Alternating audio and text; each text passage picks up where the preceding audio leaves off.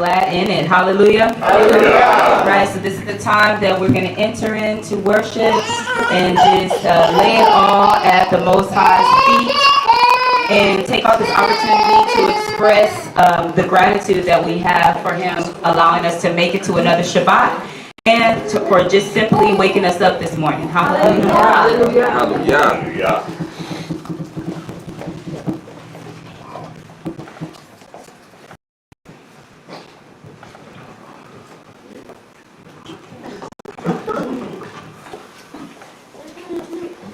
All other gods, they are the works of man, but you are the Most High-Yah. There is none like you. All other gods, they are the works of man, but you are the Most High-Yah. There is none like you. You are the Most High. The Most High. The Most High. You are the Most High. You are the Most High. You are the Most High. You are the Most High. You are the Most High. All of the gods. All of the gods. They are the works of man. But you are the Most High. There is none like you. All of the gods.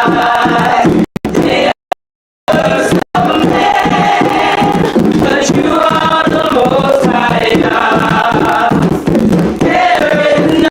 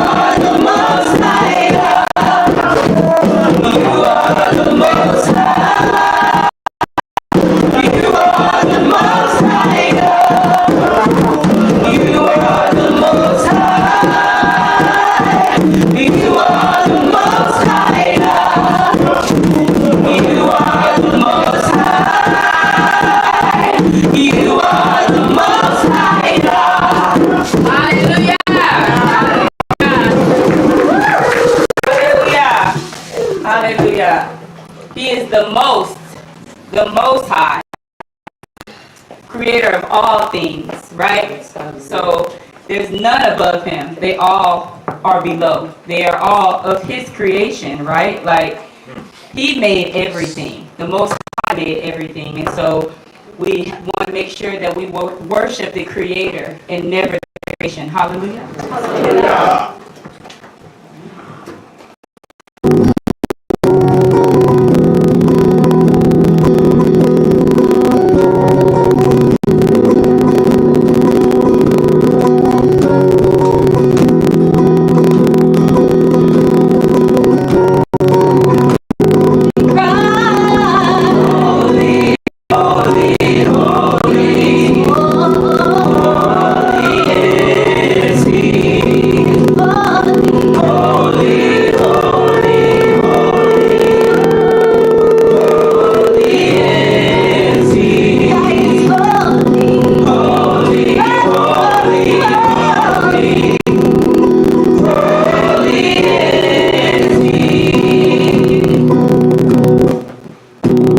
Yahuwah is great in Zion. He is exalted over all the people. Let them praise your great and awesome name. Holy is he. Holy, holy, holy. Holy is he. Holy, holy, holy, holy is he. Holy, holy, holy, holy is he. The King is my love, justice. You have established equity. You have executed justice, righteousness in Yaakov. Exalt Yahuwah Elohim, worship at his footstool. Holy, holy, holy, holy is he. Holy, holy, holy, holy is he. Holy, holy, holy, holy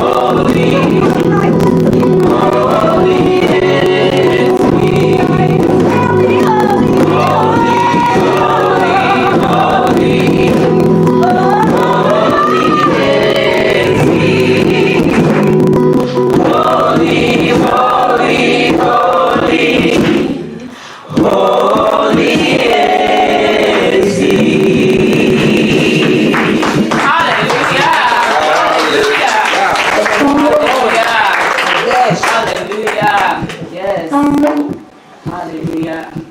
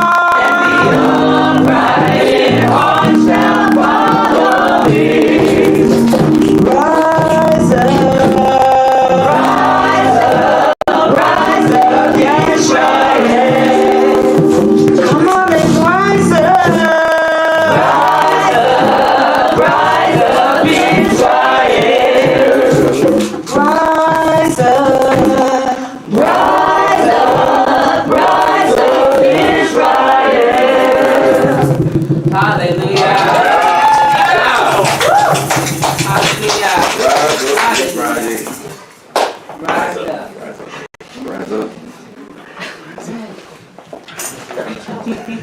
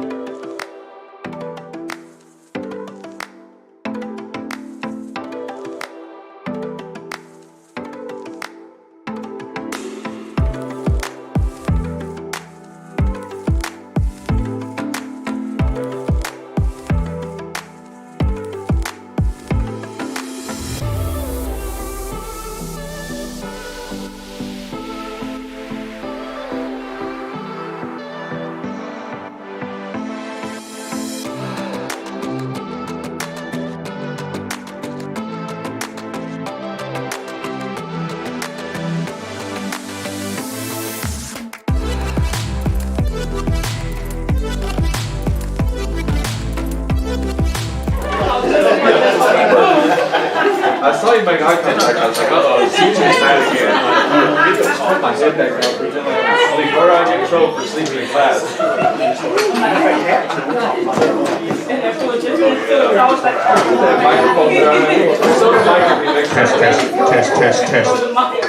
Test.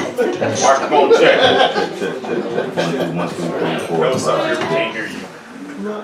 5, 4, Yeah, we can hear you, There you go. There you go. 11. Alright, Shalom. Y'all wanna know,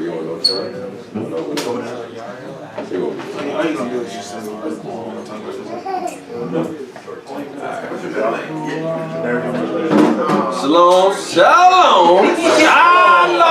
Alright, let me do one of these. You gotta do one of these. Y'all done? Y'all finished? There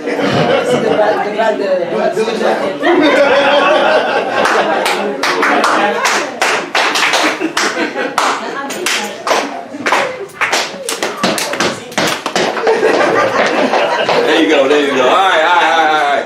We're gonna make it honest and truthful. We're gonna see if this is gonna be one that we can get through fairly quickly. It ain't gonna be like last week, where it was like, something like that, 2-3 hours. Some of the brethren came together. We had an idea of, first off, it was like, well, what is the Most High putting on your heart, right? Because we don't just like, it ain't nothing, like we got a book and we go through a book and there's a certain subjects. Nah, we try to see what the Most High has for you that can be good for us, right? That's the, that we all, right? And has some interesting stories, right? About how our week is going. And we started off with, I think it was with Naruto, and he talked about his situation. We're gonna wait. I'm just gonna get mine out the way.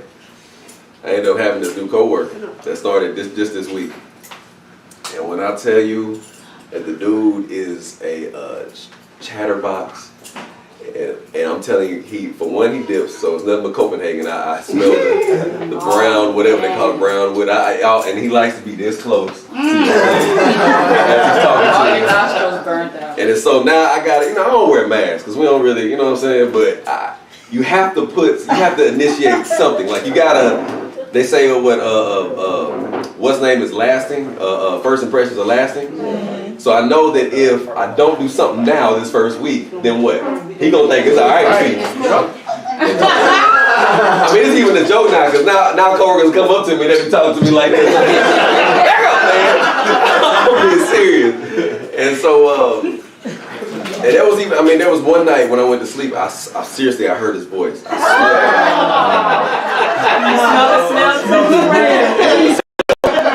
The whole 9, I'm serious. Wow. So that was kind of like my trying part of the week, and I'm just trying to figure out, okay, how can I be, how can I be respectful but at the same time stern, right? Respectful but stern. How do you navigate that? How do you do that? Versus just saying, hey, bro, get out my face. Because that's, I don't know how that's going to work in the job. I don't know, I'm going to be honest with you. Don't know. So pray for me on that. That was mine. Naruto, what was yours?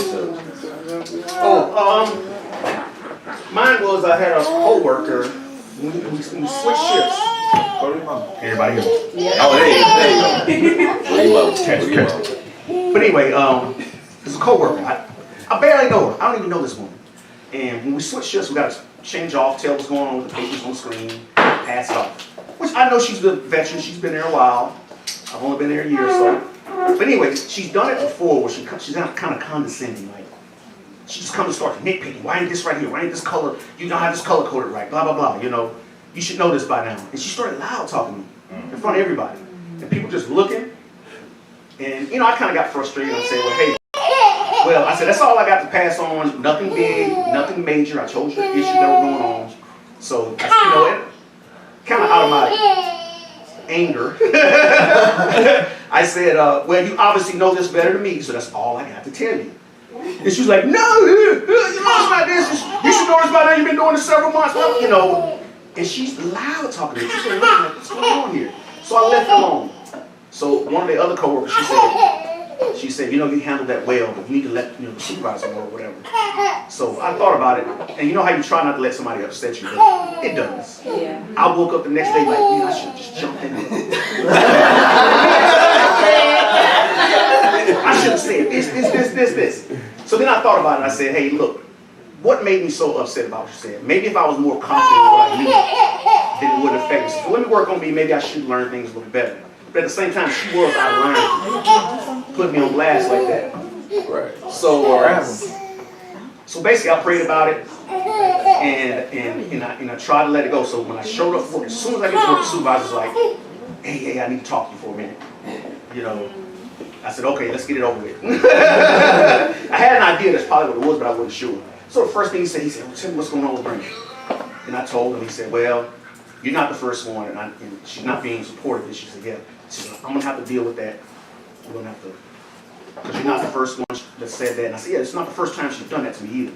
So he's going to deal with it. Then another co-worker started apologizing. Man, I'm so sorry we went through that. She has some nerve, blah, blah, blah. So basically what I'm saying is, if you just kind of be quiet and let the Most High do you fighting for you, that battle was already fought before he got back to work. Yeah. She won't end up looking like a fool. You know what I mean? Everybody knows my character by now. They know I'm not the kind of person that go all off and say anything to somebody. So everybody was pretty much like, you shouldn't have to do that. You shouldn't have to do that. We're going to get her straight. You know what I mean? So basically just hold your peace. Let the Most High do it for you. Next one. I have a story, but it was the old order. So. From last week or Y'all see the topic? So yeah, go ahead. I mean, yeah. So you use fake names, yes. You know what I'm saying? We are, but use fake names. Kind of stand out in the crowd, if you know what I'm saying. So I sat in HR's office yesterday morning for probably about the 50th time in my career. So I've been working with this employee who's quote unquote injured work. You know what I'm saying? So been keeping busy, working through occupational, working through recordability, compensability, right? And working on the extra. He's been he's a young man. Reminds me of a time where I was sitting in his position, just deciding whether or not I was going to party all weekend and show up on Monday. You know what I'm saying? Right. All tatted up, you know what I mean? Looks pretty tough. Very soft-spoken.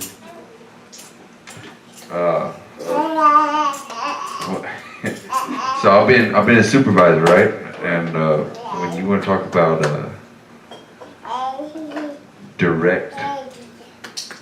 directly disobeying instructions, you know what I'm saying? Being coached.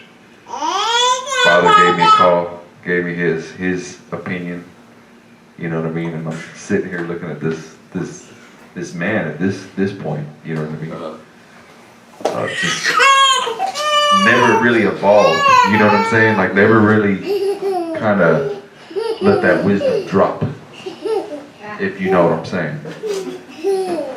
So it triggered something within me. I noticed that, I was remembering a time when I was a very proud man myself.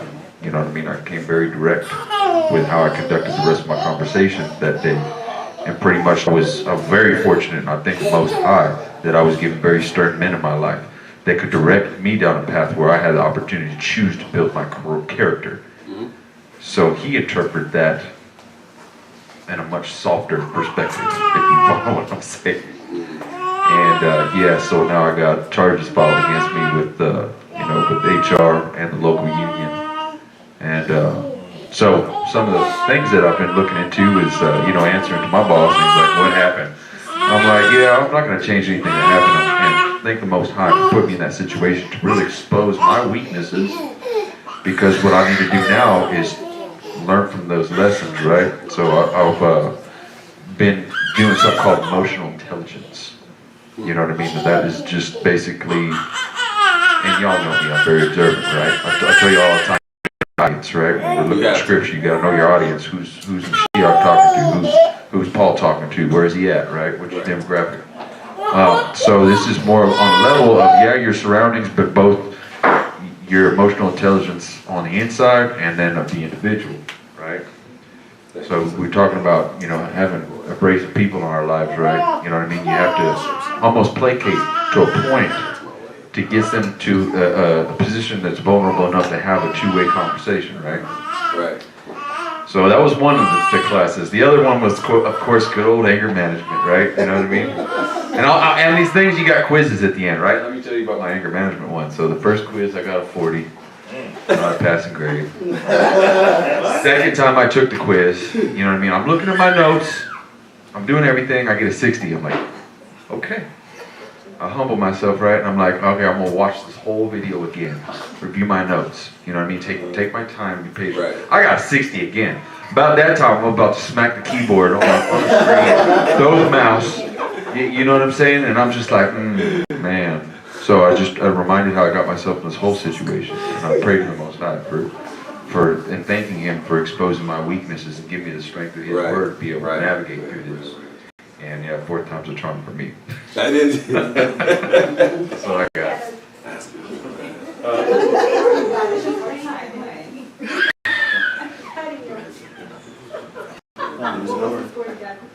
Or the 80, the bare minimum. You finally end up getting the 80. Or Well, this instance I had, this is before I got baptized the third time. He said a third. The third time. This is before the third time. I was still in, Ramstein, Germany. That was my student station at the time. And I was typing. See, this is before I really came closer to Yahuwah. And one of my fellow airmen, she was a senior airman like I was. And she just came in during the time of shift change, and the way the system, the electronic system, drops the information to pass on to the next shift, it doesn't drop till almost right at the time you're supposed to go home. And she just came in like, why you ain't got the schedule, yada, yada, yada, yada, yada. And I just stop and look at her, and I actually call her the actual B word. So, like you said, BT, yeah, before tour. BCT, yeah. We said BT. And, I got, my supervisor had to come talk to me after that. But, like, he came to me laughing. He was like, Ori, why did you call her that? I was like, she just couldn't say morning or nothing. She came in immediately trying to tear into me. I was like, I gotta be here 12 plus hour days like she does. I'm not gonna stand for it. So I stood up for myself, and I got to talk to my supervisor, laughing about it. But if this would have been the third time Ori, like the third baptism Ori, it'd have been a little bit different, maybe. So, At least it wouldn't have been no explicatives. Yeah. I probably would have been more eloquent with my words, but I mean that checked her, and we got along fine after that because I don't hold grudges, nobody. But I just stand up for myself, basically. Because I've been seeing it go the other way where guys repeatedly take abuse, and some of the guys I used to know at my first and second duty station, they ain't with us no more. Right. Yeah, nah. Decided to take the easy way out. Yeah. Nah. So it is what it is. But Most High, improved upon me every day. I'm a lot further than I was in my 20s. Now I'm in my 30s. I got a lot more wisdom to pass on to, my eventual wife and eventual children. That's right. Already thinking ahead. Hallelujah.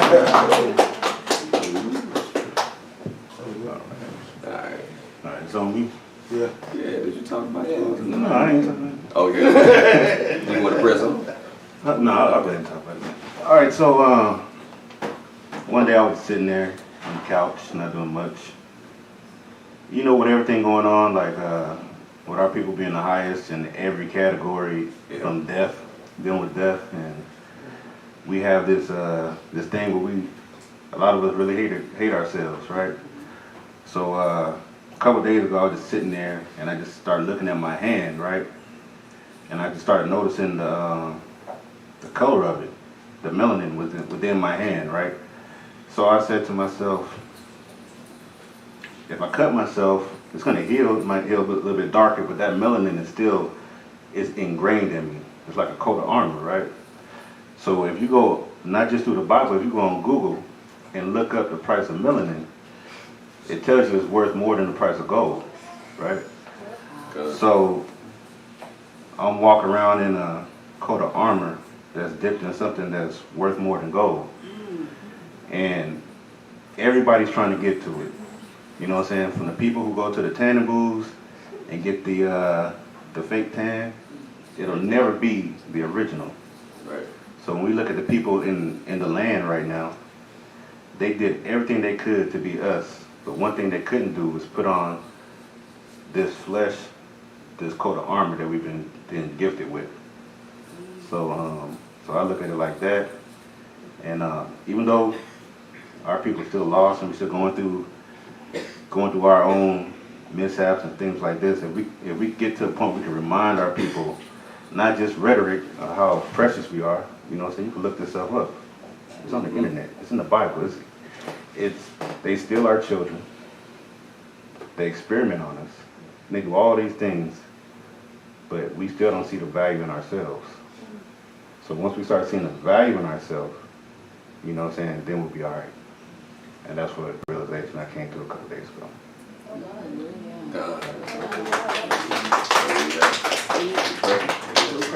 All right. Y'all know this. Let's go ahead and knock out our mission statement here.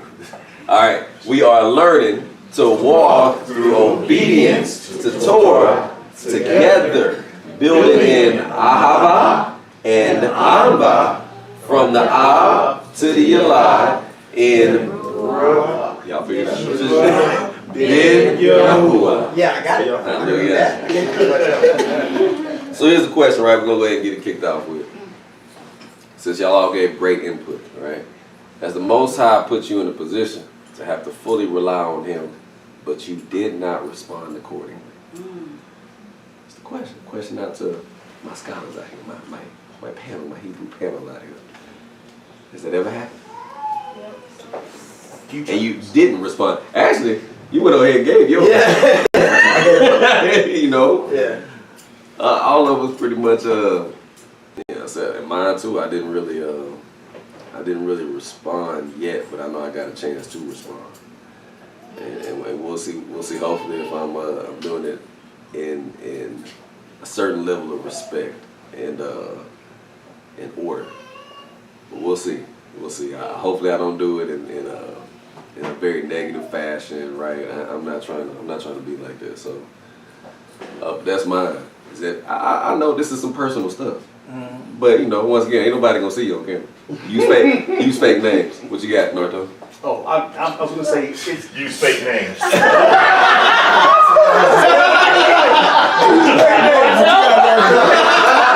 oh my bad. I'm talking about in the store. Yeah, not. But yeah, I was gonna Yeah. Oh my goodness. If it was Chris, it's somebody else. The window. The lamp. Right in the middle.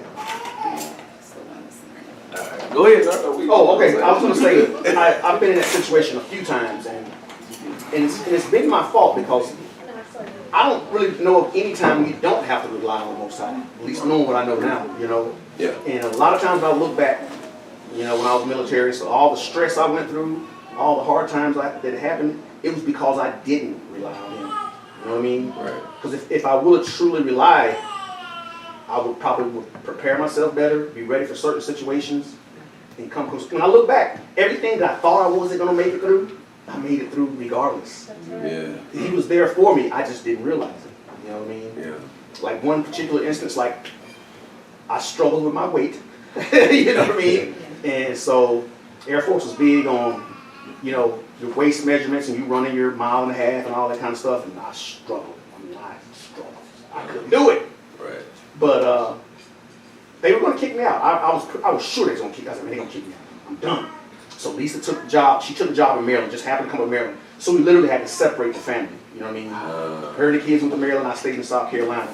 And a lot of things happened because of that. I should, you know, if I'd have had faith and trusted in the Most High, which I wasn't in the truth at the time, but if I would have had more faith and trusted in Him, then I wouldn't have allowed that to happen. So a lot of things the children had to go through, I had to go through, we went through, wouldn't have happened. So that was one of the biggest. I always said separate my family was probably one of the biggest mistakes I made. But it was simply because I didn't trust. I was thinking, they're gonna kick me out. They got me. They're gonna kick me out. What we gonna do? We're gonna be in the bread line. We're gonna be on welfare. Right. You know? All these fears going through my head, and that contributes to fear. When you lack the faith, it contributes to that fear. Yeah. And I look back in my life, and a lot of times I was fearful, anxious, because I really didn't trust. I thought it was all on me. And kind of like the lesson we're talking about, relying on Him to fight our battles and do these things for us. If you trust in Him, you don't have to do all that. Nah, You know? Because it ain't up to you, no way. Yeah. You know what I mean? Yeah. Yeah. Go ahead. I want to say maybe about a month and a half or so ago, I had a sister that. Oh, I don't talk loud enough. No, you good. I I can can sing. And so I had a sister. I put a post up, and it used the word Lord. Okay, so I had a super brew come on my page, and she immediately started telling me that I was in idolatry, and that I shouldn't be using the word Lord, and you know, all these things. So I had to think about it. Like initially I was just like, okay, well, I could respond to her here, or I could go into you know, her chat, like, you know, just hit her up in the inbox. So I said, I'm gonna do it this way. You know, thinking like this will go smooth because I'm making the right choice, like to not do it publicly, right? I'm gonna correct her behind, right?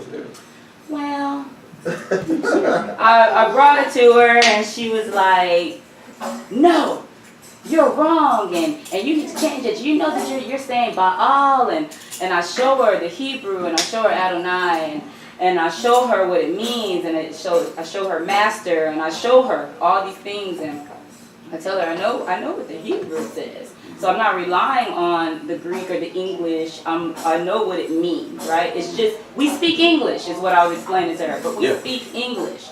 So if I say Adonai to someone, they're going to go, who? Right? But if I say the Lord and say our master, then they're going to know who my master is, right? Because, you know, Christ and everything. So I showed her Old Testament, New Testament. I showed her that she wasn't trying to hear it at all. Like she was very, very like combative, to the point to where she said I was blasphemous. I was like, dang, I'm blaspheming? You know, like, golly, this is, like, she was hardcore. Yeah. She said I was blasphemous. She said that, you know, well, let the Most High judge between me and her. And I was like, whoa, it jumped all the way to this over the word Lord, right? And so at that moment, I was like, block, double block. And I was just like, I'm just going to block her. And then the Most High was like, no. I was like, but he was like, failed. Like, I mean, literally, like, he was like, you failed. Right. And I was like, oh, man, what do you mean I failed? Like, I didn't get crazy with her. I didn't go off on her. I didn't do any of that. He was like, you failed in patience. Like, you failed. What you were supposed to do is tarry with that sister. Right. You know, reason with her. And if she couldn't hear you at that point, it's okay. But you don't have to block her. Because there may be a day that she comes back, and you're blocking the way for her to come back. So I was like, okay. So I unblocked her. And I sent a message to her. And I said, you know what? I said, you're right. I said, as far as this can be a stumbling block to you and maybe some others that are just coming into the truth. Because I actually do remember being this hardcore too. I remember coming at people and being like, you're calling on Baal, and like saying stuff like I told y'all, being a Torah terrorist, right? Yeah. Like just going in, you know, like you're doing the wrong thing. You're wrong, you know. And I was like that. I was like that towards my family. I was like that, and he was just like, I'm just giving you a dose of what it looks like when you lack humility. And I was just like, oh, okay. He was like, you need to witness this. So after I unblocked her, I sent her that message. I was looking for her to come back with something crazy or whatever, and she didn't. She didn't respond at all, actually. She just kind of just like left it. She read it, and then she said nothing else. But I say all that to say is that it's something that I thought that I was prevailing in, like, oh yeah, I'm trusting the Most High, I know what the word says and everything. He was still like, no, you failed. Because at the end of the day, what you were supposed to do is be long-suffering with your sister. It doesn't matter if she's on the internet only. This may be her only form of fellowship, is on the internet. It's like that for a lot of people. So for me to just cut her off because she was, going off in that mode, it kind of showed me something about myself. And I was like, I should have just relied on the Most High to fight for me. All I had to do was just go ahead and not be condescending, but just give her script and leave it there. Drop seeds. Yeah, just drop it. And I'm finding it out slowly but surely too. I didn't need to argue. All we gotta do is that seed. Yeah. And whether it's gonna fall on Stony, Right. or y'all know the scripture, whether it's gonna fall on that, that's up for them. That's up to their heart, wherever they're at that moment. But you're absolutely right. Right. And I'm learning that. I mean, I'm 30-something years old. I'm saying it like that because I ain't trying to be specific. But yeah, like that. When we first came into this, which is funny because most people I talk to that kind of go hardcore, I always ask the question: if our brothers that be on the corners doing the same thing, if they came at you when you was steep in Christianity, would you have switched right then and there? Right. And most people say, not even close. Because you ain't about that. Ain't about that. I'm telling you that right now. It's gonna be something else. You know what I'm saying? Like right then and there. So, yeah, and it's funny because that is a spirit as well as the conversation on the side is a spirit. It kind of has that same correlation, if you will. Right. It reminded me of the script, 1 Peter 3:15. I'm just gonna say it right here. Ain't got it. But sanctify Yahuwah Adonai in your hearts. And be ready always to give an answer to every man that asketh you a reason of this hope that is within you with meekness and fear. And I've come to understand too that whenever you're the calmest, he's just like, we have so many answers that we can literally, like you said, just say something and kind of sit back and then let them quarrel with it. You know what I'm saying? Go crazy and all of that. We ain't gotta be the ones all hyped up and all of that. How you say it? Like, nah, when Christ say, I've come down to destroy the law, but to fulfill, did he say, I'll come to destroy but to destroy? And he just leave it at that. I was saying that they got a quarrel with that. Like, well, nah. Right. And then we're gonna just walk. After that, we're gonna come back, we're gonna talk about something. Say, read Deuteronomy 28 and get back with it. Go read Deuteronomy 28, then they go say they come back. Yeah. Let me get Sharma first, and then you. Okay. I did a major fail this week in not trusting in Yah, whereas I truly tried to, but I failed. You got the salt voice. Till she get ready to sing, then it's I did a major fail, and I still get in trouble at home. With my husband. I get into trouble. I never let it go. The Most High never lets me get away with it. My husband finds out everything that I do. But anyhow, everything. But anyhow, on this particular day, I started feeling sick. And, when I get sick and I really get ill. And so I started, my throat was hurting, and I looked at the back of it, and it didn't look right to me. So, instead of just praying and asking the Most High to heal me, I kind of panicked. And I went to the doctors. And I don't go to the doctors anymore. I don't take any prescribed medicines anymore. I don't do any of that. But instead of trusting in the Most High, I went to the doctors, to the emergency clinic. And it was $75 for the doctor to tell me, oh, you're okay. It's allergies. And I was like, oh my gosh, not even medication to go to the pharmacy and bring home with a bag, nothing, and I have to go home. So I tried to go into the house, say nothing. My husband was staring at me, and I tried not to say nothing still. And why? And I got in trouble. I still get in trouble at home, and my husband was so mad. It was $75 for nothing. The next day I felt a lot better. And so the lesson learned is, if I feel bad, give it a few days. And if the Most High tells me to get up and move at that point. But let me not do it on my own accord, because it costs my husband a lot of money and a lot of annoyance. So, word to everybody. So that was was a terrible mistake right there. Oh, yeah, If I had got just you. waited and trusted God, prayed and thought about it, you know, I would have seen, but instead I was in a hurry to go get the problem solved and fixed by somebody else instead of relying on Yah. So that cost my husband money, and I got in trouble again.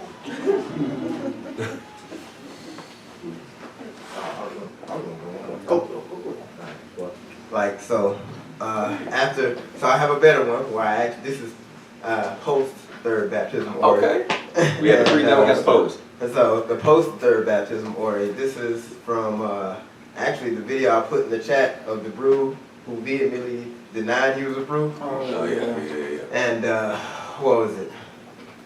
This is when I was just chilling and like still on deployment, enjoying my lunch, and you know the feast day was coming up, the feast day of feast days, in December was coming up, and they asked me, and I broke it down to them, and I was giving them scripture, and the Pope, the pre-third baptism order probably would have got a little loud, but all I did was gingerly read my scripture aloud. It was aloud, but it wasn't aggressive. It was like they wanted to know why I didn't celebrate Christmas and what the tree really was. Oh, you want to know? Yeah, I broke it down to them. I forgot what script did I read it. Joshua 10. Read! No, it was Joshua 10. Not Jeremiah 10. Jeremiah 10. Jeremiah 10. Yeah, Jeremiah 10. I read All I meant was J. from 1 to like 10. I just read that. I was like, what kind of tree putting up in your home? Kind of. Like, well, that ain't it. That ain't it. I was like, I just left it there. And then later on, the same brew who said he wasn't a brew, he's like, he stepped me to the side. We sitting in the truck because at this point we're getting ready to shut down Jabber, and he's like, bro, I felt like he was blaspheming Jesus or something. I was like, I get what you're saying, man. I was like, I just going off script, though. I'm going none of my feelings. Yeah. But I understand, and I thank you for your concern. Yeah, because in his mind, it's the reason for the season. Yeah. I got you. I got you. And so, that was it. And, I left with, and it's kind of funny, the Lord put me in basically the cops, one of the known mortal enemies of our people, at least for this nation. And maybe all nations around the world. And it's kind of funny that I wound up in the security forces squadron. So, and then, we would, from time to time, get into the Trayvon Martin discussions, and I explained to him, I broke down with him the curses of why that even what happened. I was like, it's more than just being a knucklehead. It's a several generational thing that's with our people. And we're not, in the walk, or at least trying to do our best to be somewhat close to them. Then I told him, I was like, we're fair game, because, they was like, well, why do, some families end up with disabled children when they're born? I was like, that's a familial curse. It's important that when you pick your spouse, you do your research on both sides of the family and then pray against those curses to be broken before you start bringing children in. Otherwise, it'll skip you and latch onto your children or the generation after them.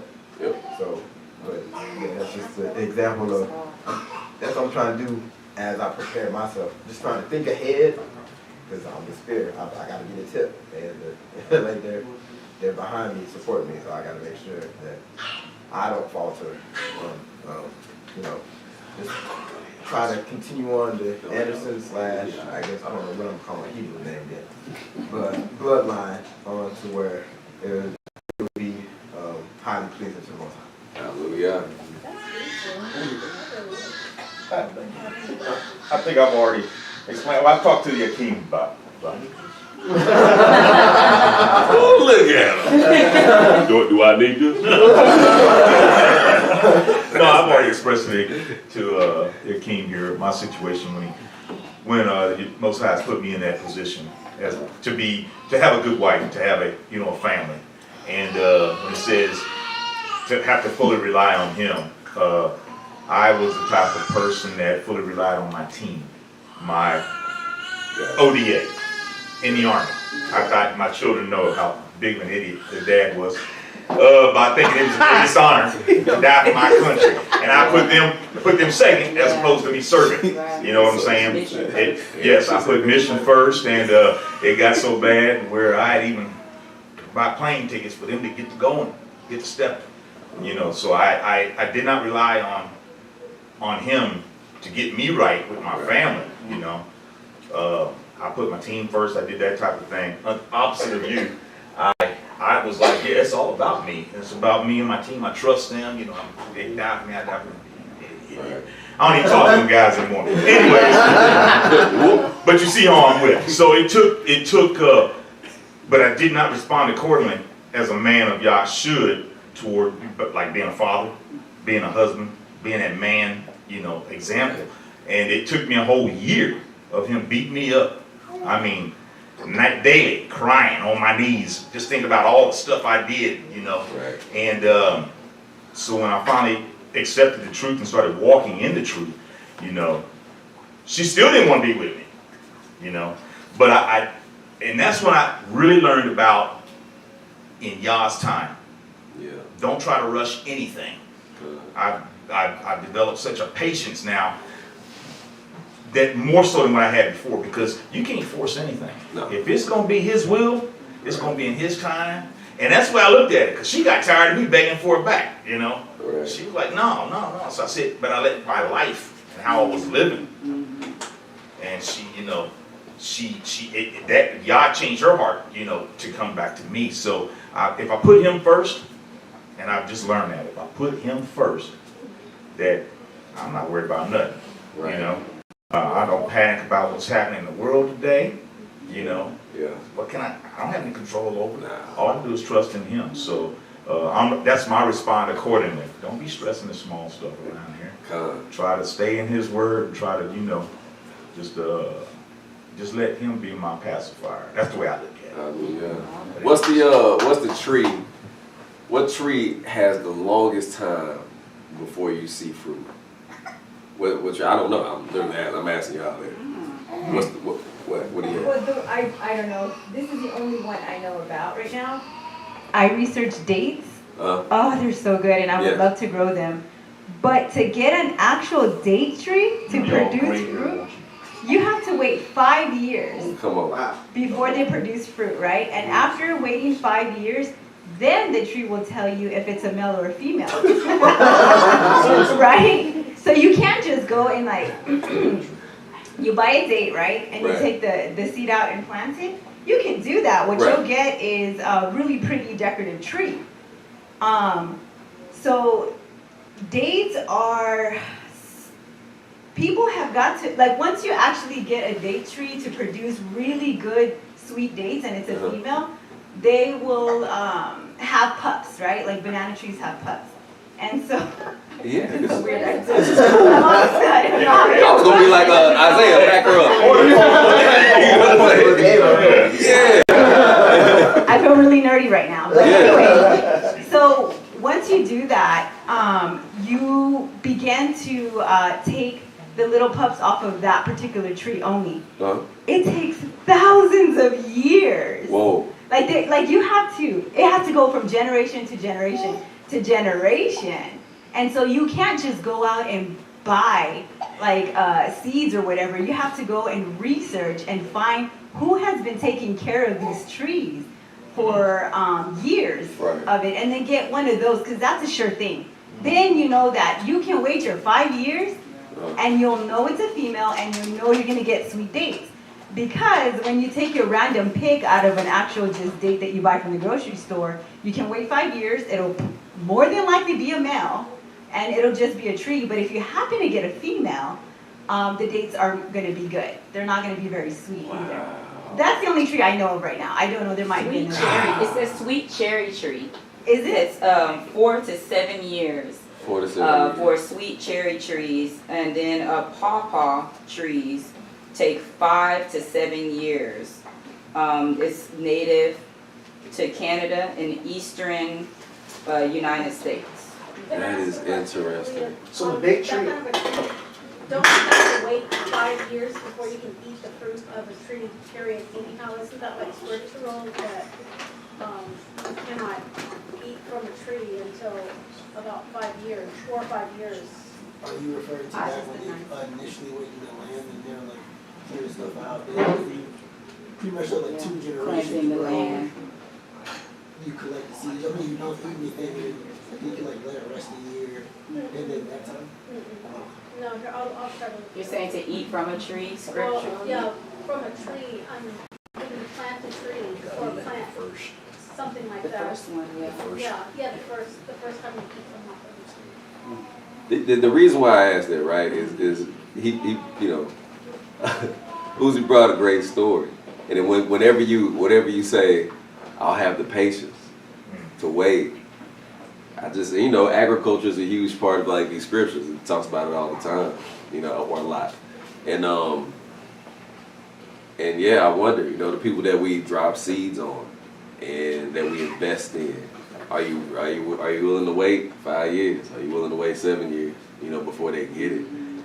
I'm pretty sure. I don't know. I can't. I mean, 5, 7 years. I think I can. For those who I truly love, you know, and for those that you're kind of like maybe fair weather to, you know, it's just like. But maybe I need to get. You know, you got to get better at that. Even fair weather. You know, you still stay consistent. You stay consistent. Just continue to water, and it'll eventually something will happen. Versus like, I'm good. I ain't gonna call them back. I ain't gonna deal with them. I'm just being like, I got a couple partners. You know, that's you know, one's on like comedic, and so I don't know. You know, like, you know, just but I'm dropping seeds, and thankfully at this point now that he hits me up talking about some shalom now. So and that took years, y'all. It took years just to get that. You know, Yahuwah took, it's been millennia. Yeah. After millennia. And we still. Yes, I know. Millennia. All the information that we have today, and we're still where we are. I know. I don't want to get too well, ain't trying to squirrel too much, right? All right, so the first word was fight for you. So this word, obviously, is fight. Oh, I don't have the whole stuff. Oh, I didn't do the. All right, so you got the what? The Lamed. And what's that? Chet. That's the chet. See, I asked y'all. No, you didn't. I said help me out. I said I can't tell what this. That's the chet look like. Hey, for me, I always get those two mixed up. And then the mem. So forget all of this. Let's see. Just replace the middle, the hay, with the to fence in. Yeah, the fence in. To separate, you know. So if you're thinking fence in, separate, what else? So control is fenced in that is mighty, or control is fenced in that has many chaos. Definitely something about being fenced in to fight for you. Yeah. Wall, fence, separation. So if it's fight, right? Which I'm probably still gonna stick with control. To control, I would say to control. Control what is fenced in or separated. To control or fence in away from chaos. I said chaos. All right, that's pretty good. To fight for somebody, you separate. You know. Yeah. No, that's actually really good. All right, so that is. Can y'all pronounce it? Is it la or le? Is it la or le? La. It's a lachem. Lachem. Right. Like yeah, bread. Lachem. Almost like lachem. Yeah, lachem. We fight. Not lachem. Lachem. Right. Oh man, I don't even. This the wrong one, but it is what we gonna still make it. Let's look it up. H3898, so we can get the definition.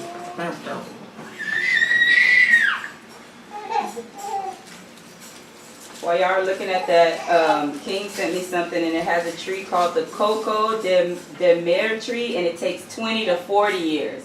So this means something that you never actually yourself get to see.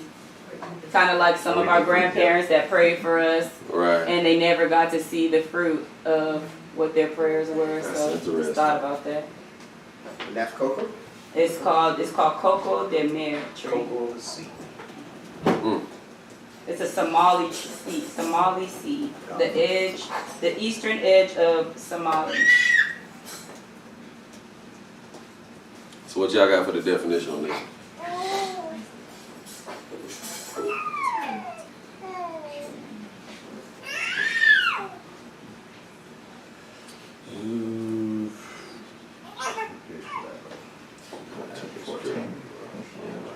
What did you say was H what? 3898. Overcome, prevail, make war. To fight, to battle, to make war, to fight, to do battle, to engage in battle, to wage war, to eat, to use as food. That's the biblical usage. Yeah, that's biblical usage. To overcome, prevail, like Shafir was saying, to devour, to eat, to consume by implication, to feed on. That's interesting, right? To feed on. To devour, eat. And make war, obviously. Fighting is making war. That's what the Most High does on your behalf. Where do we get that? This is one of the kickoff verses for us. Alright? Coming around a certain time anyway. Alright? Coming out dealing with coming out of Misraim. Coming out of Misraim. So we have Exodus, so Shemot 14, 13 through 15. Somebody want to get it with me? Yeah. Shamar, read this for me. Stupid, bro. Ben. Oh, yeah, I thought you were talking about it. I thought you was looking at the camera talking about it. I was like, you got it? And Moshe said unto the people, fear ye not, stand still, and see Yeshua of Yahuwah, which he will show to you today. For when the Mitzrayim whom ye have seen today, ye shall see them again no more forever. Yahuwah shall fight for you. Ye shall hold your peace. And Yahuwah said unto Moshe, wherefore cry unto you? Speak unto the children of Israel that they go forth. that they go forward. So what does he say? You shall see them again no more forever. And Yahuwah shall fight for you. Y'all know how the story went. Right, they ended up getting allowed to leave Israel. And then Pharaoh was like, man, nah, I should be able to possess them again. Then the Most High hardened his heart. And then he started going after them, right, him and the army. And then, of course, we know that they went on dry ground as Moshe, through the power of the Most High, sea parted. They get off on dry ground. As soon as they get off, the armies and the chariots and all that was behind, the walls came crushing, right? So it's the idea that even back in the ancient days, the Most High, Yahuwah, he fought for us. And I don't think that's just physical, I think that's spiritual as well. Yeah, if you look at the first line where Moshe, it says, and Moshe said unto the people, fear ye not, stand still. That's it. That's it. Be still. Fear ye not and stand still. Yeah. That's what's up. And I love you. And see the Yeshua of Yahuwah. See the Yeshua of Yahuwah. All throughout the scripts. Yeah. It's a Shabbat. It's right here. Alright, I didn't do the whole, so we'll get to it. We also had another proof script, and jump in, y'all, whenever y'all have something, please. Devarim 3, 21 through 22. Can you see it, or? Yes. Go ahead, sir, please. And I commanded Yeshua that at that time, saying, your eyes have seen all that Yahuwah Elohim has done unto these two kings. So shall Yahuwah do unto all the kingdoms whither you pass. Ye shall not fear them, for Yahuwah Elohim, he shall fight for you. Yep. He shall fight for you. This was when after they had just got finished fighting, what was it, the king of Bashan or something like that? And that king ended up fighting some giants. It was saying that they came from a land of giants that they fought. 2.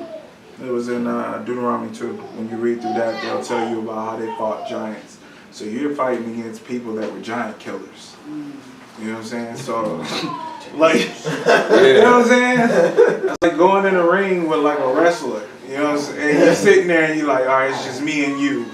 And then it's like a bunch of them now. Like a bunch of like 7 foot, 10 wrestlers that are just ready to fight you. And you just know that they just beat dudes that were like 10 foot 12 Then you're like, I don't know if this is gonna work out. You gotta make sure that you have that strength of Yahuwah behind you and just say, look, I know he's got my back. And if he tells you, like, be still, like, I got this. Like, you'll be able to conquer them because they've conquered, I allowed them to conquer the giants. That's what he said in the chapter before. He was like, I allowed them to conquer them. I allowed them to take over their land. So what you're going to do is you're going to do exactly to these people that you did to the other ones when you killed the women, the men, and the children. Yeah. That's crazy. It is what it is. Yeah, it is what it is. They all got that's how the Most High said it. Yep. Y'all seen that movie as a Gladiator with Brad Pitt when he's about to fight that huge dude?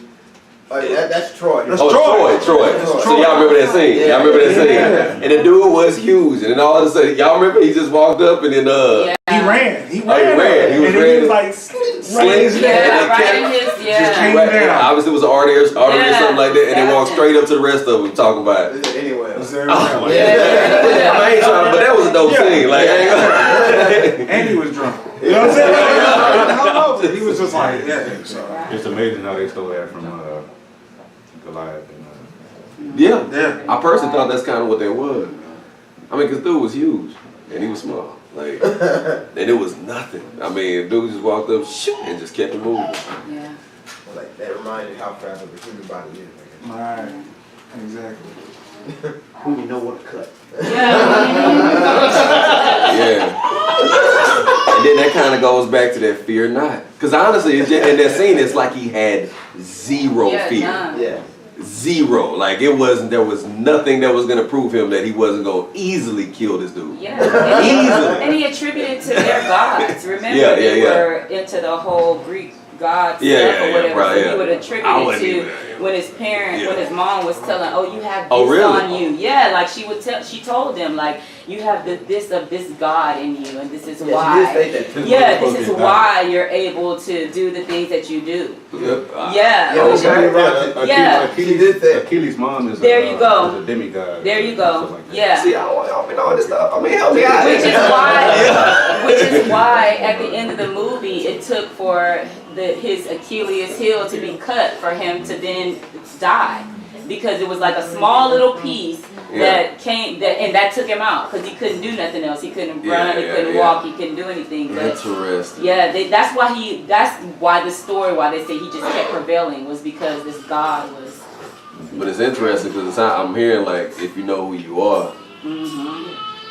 Yeah, you raise a child knowing who he is growing up, and you're instilling that and letting them know who he is and the power that he has in him or her.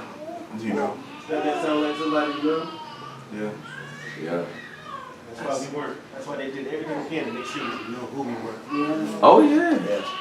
I mean, literally took. We're gonna keep it moving. I don't want to swear. They were Confederate against it. Yeah. Man. All right. So we have Mishlei. I'll read this real quick. Mishlei, Proverbs 20 and 22.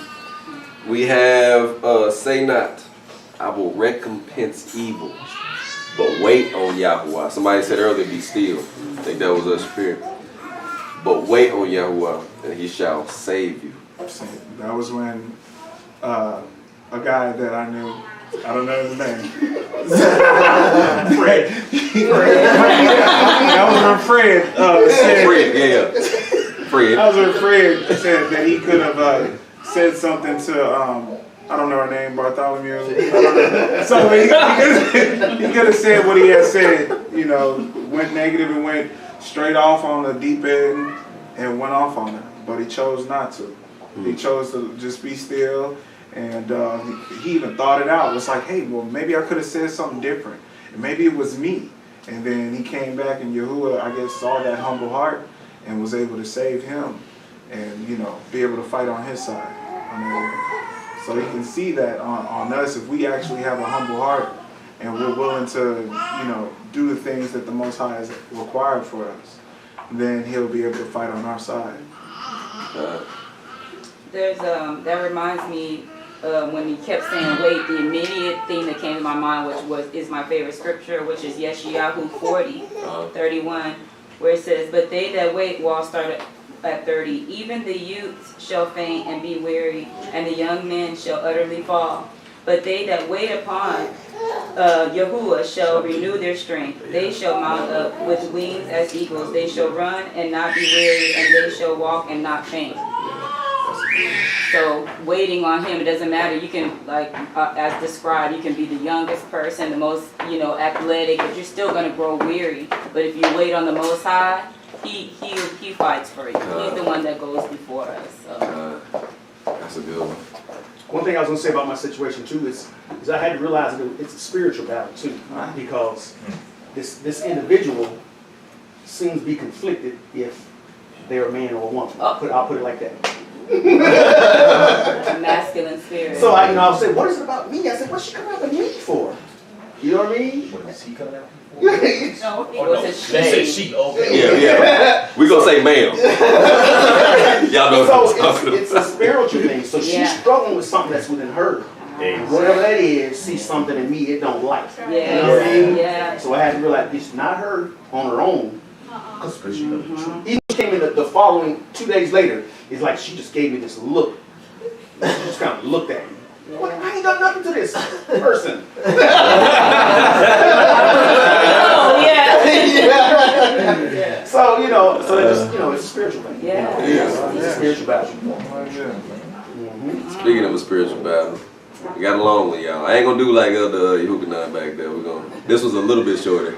Alright? A little bit shorter. He did, if y'all remember, he did 2nd Ezra 7, but we're gonna do First King, Melachim Rishon. 22. We're gonna start at the top. We're gonna see if we can get through it. And since there's so many verses, we're gonna chop this up and everybody gonna get a chance. No, we'll see how many people can read.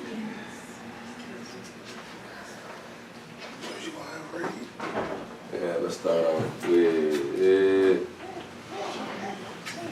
anybody. Honestly, if anybody wants to start.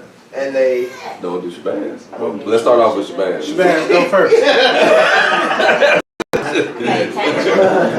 You don't play them games. Shock out most. Go first. I don't want to say it. Even if it ain't nothing but the first 5 verses, just read the first 5. Oh, I'm trying to get that too.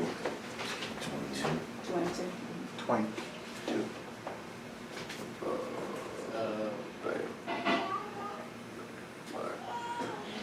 And they continued 3 years without war between Syria and Israel. And it came to pass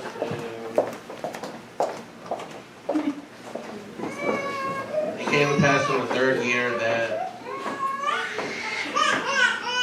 Jehoshaphat. Yeah, it's really Jehoshaphat. Yeah. Judah came down as the king of Israel. And the king of Israel said unto his servant, now ye that Ramoth and Gilead is ours, and we be still and take it not out of our hand of the king of Aram or Syria. Syria.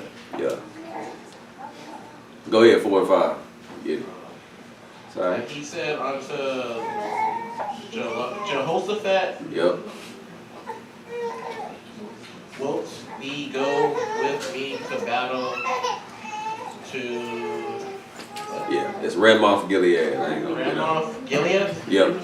And Jehoshaphat said to the king of Israel, I am as thou art. My people as they, like, there you go. Their people. My horse as their horse. And Jehoshaphat said unto the king of Israel, inquire, I pray thee, at the word of the Lord the day. Alright, good stuff. So, alright. So obviously, now they didn't say the name, but the king of Israel we're dealing with in this particular setting is y'all know who? You said the king of Israel? Yeah, which king are we dealing with of Israel? It's just saying king of Yasharal.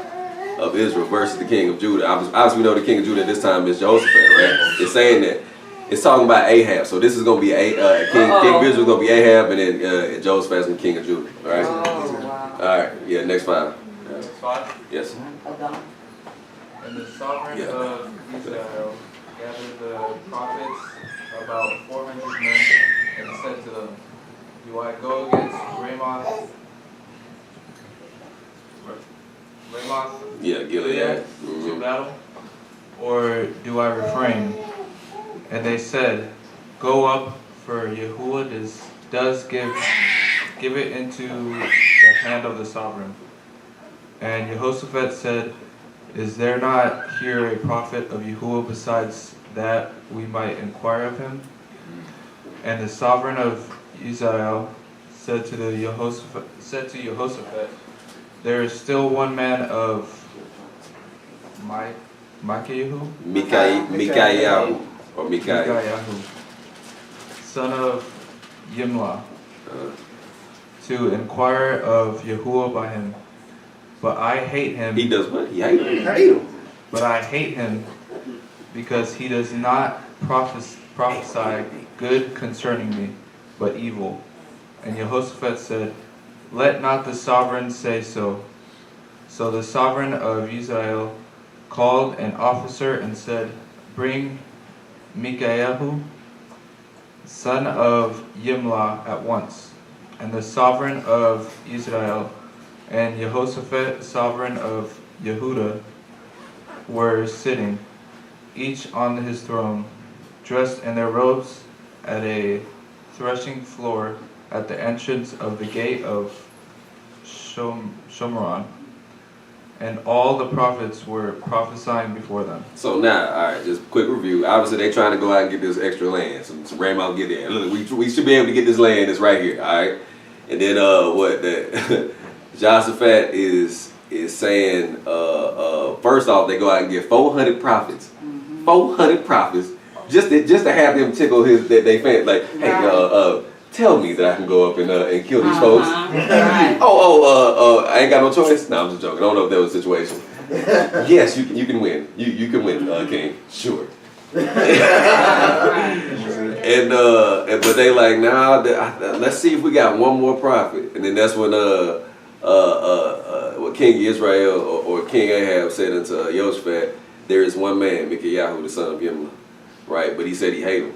He hate him because he prophesied. He never prophesies good concerning him. He never, you know what I'm saying? I mean, that's crazy to say I hate him. You know what I mean? That's right there. I hate him, man. He don't never say nothing good about me. I mean, that's what I hear, but nothing good. The player haters ball. Yeah. Verse 10 is like they sitting on their throne. You see that? They just chilling on their throne. Everybody, you know what I'm saying? Right. Having put their robes on to avoid the place of entrance. So I just want to make sure we all just in the same space. All right, who next to read? Next 5 verses. How you gonna do? Go ahead. I'll read. Yeah. Go ahead. And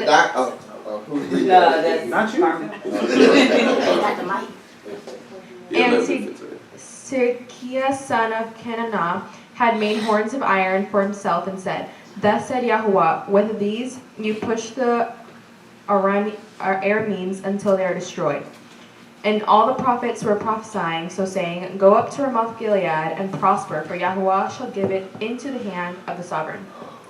And the messenger who had gone to call Micaiah spoke to him, saying, see now, the words of the prophets with one mouth are good towards the sovereign. Please let your word be like the word of one of them, and you shall speak good. And Micaiah said, as Yahuwah lives, whatever Yahuwah says to me, that I speak. And he came to the sovereign, and to the sovereign said to him, Micaiah, do we go against Ramoth Gilead to battle, or do we refrain? And he answered him, go and prosper, for Yahuwah shall give it into the hand of the sovereign. And the sovereign said to him, how many times have I made you swear that you do not speak to me except the truth in the name of Yahuwah? Keep on going all the way to 20. To 20? Yeah, go ahead. So he said, I saw all Israel scattered on the mountains as sheep as sheep that have no shepherd. And Yahuwah said, These have no master. Let everyone return to his house in peace. And the sovereign of Israel said to Yehoshaphat, Have I not said to you that he would not naba good concerning me, but evil?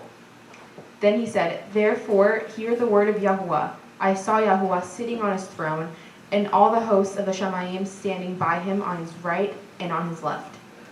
And Yahuwah said, Who shall entice Ahab to go up and fall at Ramoth Gilead? And this one said this, and another said that. All right. Interesting, right? Some of that is. It looked like verse 15. So he came to the king and said unto him, Mikayahu, shall we go against Ramoth Gilead to battle, or should we forbear? And he answered him, Go and prosper, for Yahuwah shall deliver it into the hand of the king. So it looked like at the beginning, Mikayahu was like, you just want to hear what. Yeah, you just want to hear what. Yeah. Mm-hmm. But he knew that he never prophesied anything right. good of him. He just said that a few verses up. So then Mikayahu said, all right, you want me to let you know what you want to know? Look. Yeah. What does he say? What does he say? He says, and he said unto them, Yasharal scattered upon all the hills as sheep that have not a shepherd. Yahuwah said, These have no master. Let them return every man to his house. Just let them go back. And then that's when the king of Israel said, King Ahab said to Yehoshaphat, Did not I tell you, man, he don't prophesy no good concerning me? Verse 18. But evil. That's it. All right. Sorry, who's next? Read 21 to 25. Hey, real quick, Go ahead. Open a question. Why? Like, I'm in the Sefer. It says king instead of sovereign.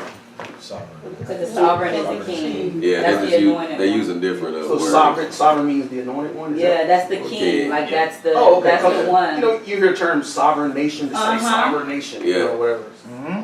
Sovereign The says. one. Meaning that it's just him. Like he's in control of that whole nation. Okay. Yeah. Please. To 25? Yes, please.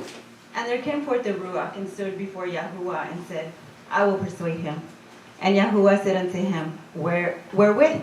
And he said, I will go forth and I will be a lying Ruach in the mouth of all his prophets. Oh. And he said, You shall persuade him and prevail also. Go forth. Now, therefore, behold, Yahuwah has put a lying Ruach in the mouth of all these your prophets. And Yahuwah has spoken evil concerning you. I don't know this one, but yes, the son of Anya went near and smote what was it? Mikayahu. Mikayahu.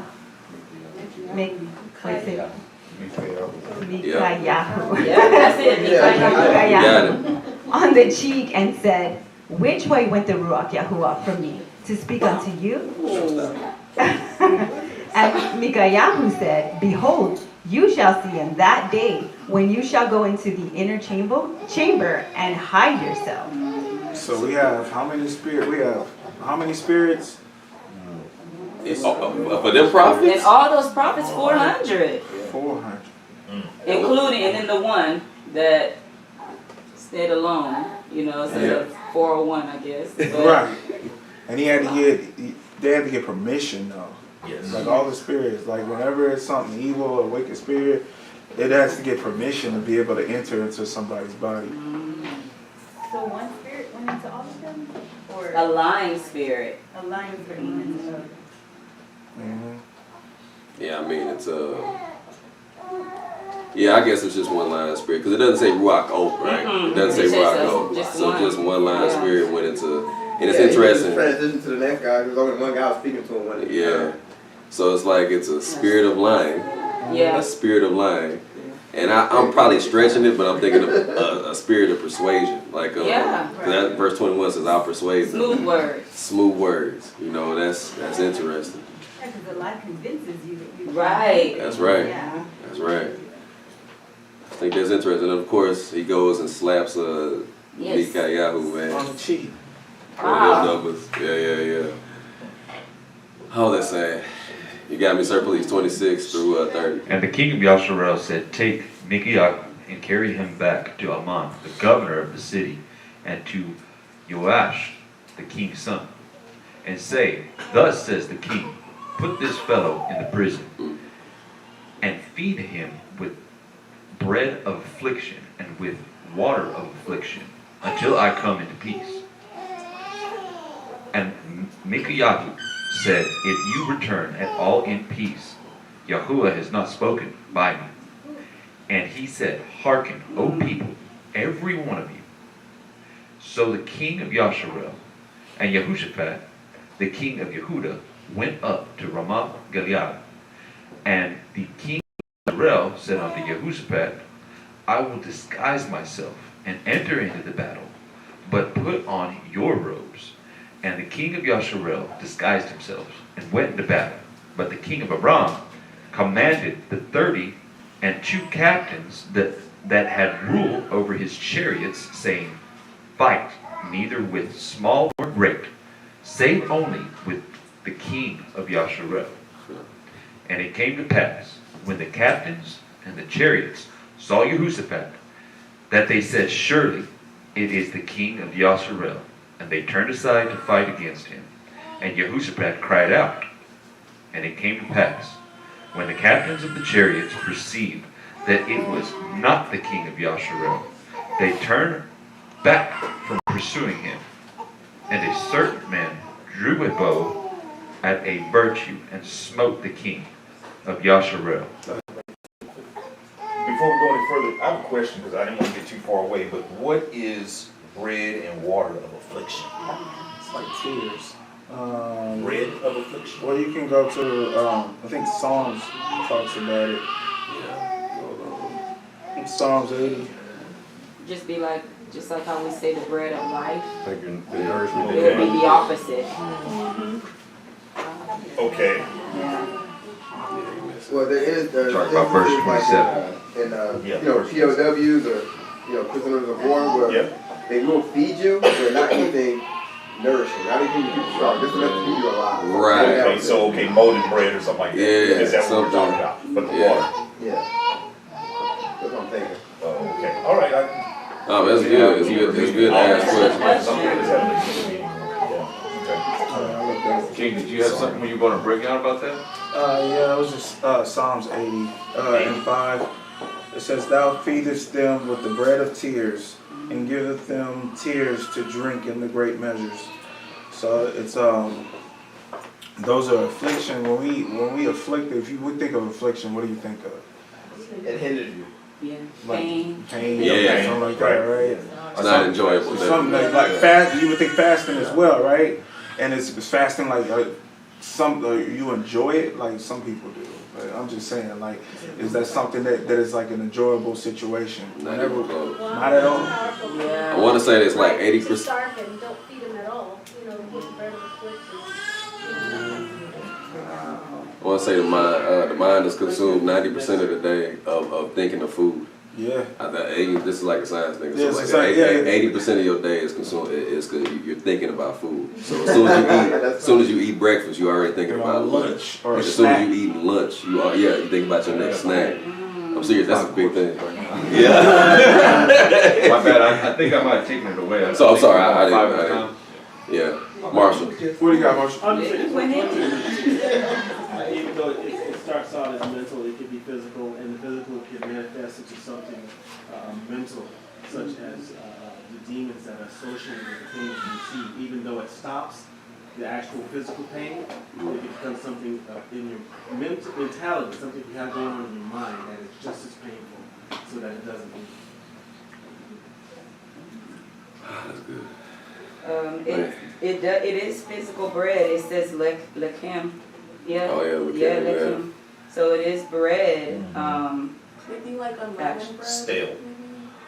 Well, I'm I'm thinking that it's like stale, like moldy, nasty bread that they just give you. You know, just enough to keep you alive to torture you is what I would think. Like if anything. You know, like the little scraps that they do give you is like just slop. enough to like you know you eat slop, just enough to keep you hungry. Right. Yeah. Just Yes. Sustain just enough to live, but never to be fulfilled. But never be satisfied. So with the water, would it be like vinegar or something like that, or maybe Salty water. If But you you get get thing just minimal, it's just like Right. Enough to maybe like moisture your lips with it. Right. Mikael had to go through some stuff in order to, to speak the word of the Most High. You speak the word of the Most High. What I'm getting from this is get ready. Because, you know what I'm saying, you could get slapped too. You know what I'm saying, you could get thrown in jail just for speaking. Right. You know? They were pretty mad when I messed up their Christmas. Yeah, for real. The word for affliction was lahas, and it says oppression, distress, pressure. So whatever bread that they were giving them just was letting them know, like, basically you're a prisoner. Like, what we giving you it's never gonna be, it's not gonna be the bare minimum, exactly, and it's not gonna be satisfying like how we read in the script that we eat the word, right? And that's satisfying to us. This particular thing was there's no satisfaction in it. Just keeping you hungry. And it's sad because you have, because he didn't go along with what everybody else was saying. You know what I'm saying? Like, you have somebody that can just, we go and seek counsel from certain people. I know my family members or myself, you know, I know that, like, I ain't gonna go to this person because I know this person gonna come with some righteous stuff. So, you know, I'm gonna go to this person because I know they gonna be on my team and be like, yeah, let's go jump them. You know what I'm saying? Like I'm gonna rock with them. Like, you see my point, right? You get it. I don't understand why they don't get that. But you always, it's always somebody that you want to be on your side and get what you're saying. But then when you have somebody who's telling you the truth, you get upset with them, you get angry. And that's exactly what happened to him. He was like, why couldn't you just say what everybody else was saying? He was like, no, I'm going to say what the Most High tells me to say. Y'all ready? Where you at? I left off at 34, I think. Was there something we wanted to bring up about that spirit still, speaking, disguising or anything like that? Oh, yeah. It's interesting how, how they went ahead and disguised themselves. Yeah, how the king of, Jehoshaphat. He went ahead and disguised himself as the king of Israel. But then, of course, Aram, they ended up, Syria, they ended up getting the orders. Literally, all we trying to do is kill King Ahab. We just trying to get Ahab. Yeah. Don't even worry about it. Right now, that's the one that's trying to get this land or whatever. Let's go ahead and kill Ahab real quick. And they found out real quick that wasn't who, because he let out that cry. He let out that cry, and they obviously, I think they're going to turn, but I don't want to get ahead. Just kidding, right? Right. No, he already read this in the term. Well, also, they did? Okay. the water, just before y'all move on, I looked at the water itself, and it says water of the feet. So how they wash your feet, so they were giving them feet water, or urine, it says. Oh, I didn't. And it goes a little deeper in the Strong's definition, but I'm gonna let y'all. We got y'all. Yeah. But I'm gonna let y'all read it for yourself. But it's pretty disgusting of what they were getting. So this was not. Oh, that's affliction. That's definitely affliction. That's torture because they let you dying of thirst. And I've heard people say if you're dying of thirst, you think you won't drink anything? Yeah. But you will drink anything. And there was it was like some people that were trapped inside of mining, when they were mining, and the mines actually collapsed on them, and they were drinking their own urine just to stay alive. So you can do that the first 2 times, and then it becomes too acidic. Yes. Unless you got a plastic bag. You got plastic I remember that. Yes, sir. That's some years ago. Yeah, that's pretty nasty. Okay. But it lets us know the level of torture. The level of torture. And all he said was, he was like, hey man, it's probably not gonna be your best. Right, this ain't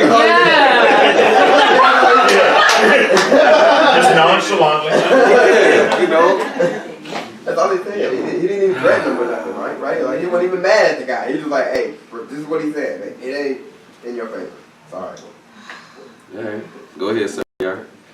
And a certain man drew a bow at a venture and smote the king of Yasharel between the joints of the harness.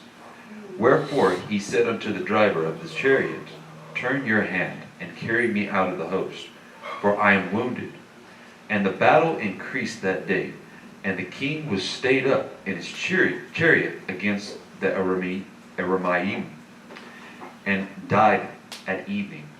And the blood ran out of the womb into the midst of the chariots. And there went a proclamation throughout the host about the going down of the sun, saying, every man to his city, and every man to his own country. They said, run away, right? Retreat. Yeah. Keep rocking. Let's go. Yeah, just go ahead and roll all the way down to 4. 37. Yeah. So the king died and was brought to Shamron, and they buried the king in Shamron. And one washed the chariot in the pool of Shamron, and the dogs licked up his blood, and they washed his armor according unto the word of Yahuwah which he spoke. Now the rest of the acts of Achav, I think I'm pronouncing that right, Achav. Ahab. Oh, okay, Ahab. Hey, there you go. Yep. I had to put that in there. And all that he did, and the ivory house which he made, and all the cities that he built, are they not written in the Sefer of the Chronicles of the king of Yasharel? So Ahab slept with his fathers, and Achaziah, his son, reigned in his stead. All right, interesting, right? Yeah, I want to speak on that. So the dogs licked his blood the same way they did Jezebel, huh? Yeah, you notice this is yeah, because King Ahab One was flesh. married to There you go. Was married. Man, I mean, I'm just reading this like, and that just hit me like, oh wow. Yeah, almost reminds you of Ananias and Sapphira. In my version, said dogs. Let me see. And when the chariot was washed at a pool in Shamaron, the dogs licked up his blood where the whores bathed, according to the word of Yahuwah which he had spoken. Well, yeah, that's in the ISR. Oh, ISR. Okay. Shoot. That's worse than foot wars.